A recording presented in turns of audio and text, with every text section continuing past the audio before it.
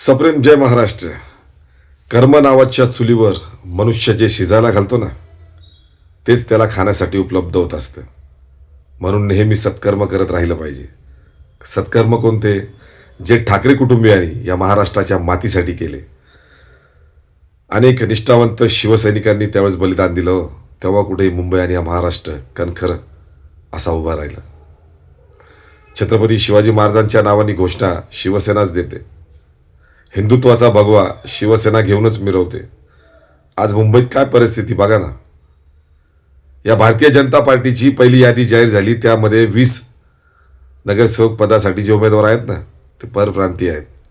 जे भाजपचा अजेंडा असा आहे, मराठी माणसांनो, मुंबईकरांनो, म्हणजे या 20 मधून पहिल्या यादीत यांचे 20 उमेदवार 60 पैकी जर परप्रांतीय जाहीर होतात, तर याचा अर्थ असा आहे मुंबईचा महापौर हा सुद्धा हे परप्रांतीय करायला बसले. खऱ्या अर्थानं जर मुंबईच्या लोकल ट्रेनमध्ये खाली मान न घालता जय महाराष्ट्र ताटमानेने घालता आला पाहिजे ना, त्यासाठी मुंबईत ठाकरेच पाहिजे. लोढा आणि कंबोज या धनदांडग्यांच्या या बिल्डरांच्या विळाख्यात जर मुंबईला आपल्याला मुंबईकरांना राहायचं नसेल ना, यांना जर हाकलून लावायचं असेल ना, तर मुंबईत ठाकरेच पाहिजे.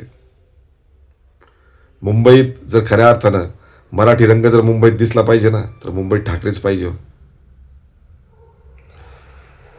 कोणताही मराठी माणसाचा सण असो, आपली संस्कृतीचे सगळे सण असो, ते जर दणक्यात साजरे करायचे असेल ना, तर मुंबईकरांनो, मुंबईत ठाकरेच पाहिजे. लक्षात घ्या. खऱ्या अर्थानं हे दोन ठाकरेंचे वाघ एकत्र आले, ते आपल्या महाराष्ट्राच्या मातीसाठी, आपल्या मुंबईसाठी, मुंबईच्या मातीसाठी, मुंबईच्या लेकरासाठी, मुंबईच्या भूमिपुत्रासाठी हे दोन ठाकरे एकत्र आले, ते या औरंग्याच्या लाडग्यांची शिकार करण्यासाठी.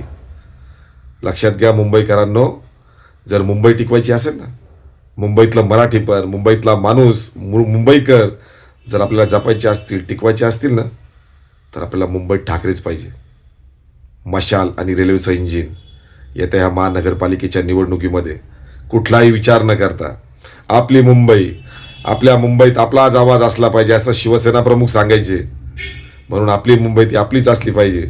आणि इथून पुढं कुठलेही सण दणक्यात साजरे करायचे असेल ना मित्रांनो, मुंबईकरांनो, आईची शपथ घेऊन तुम्हाला सांगतो, मुंबईमध्ये ठाकरेच पाहिजे. जय हिंद, जय महाराष्ट्र, जय संविधान.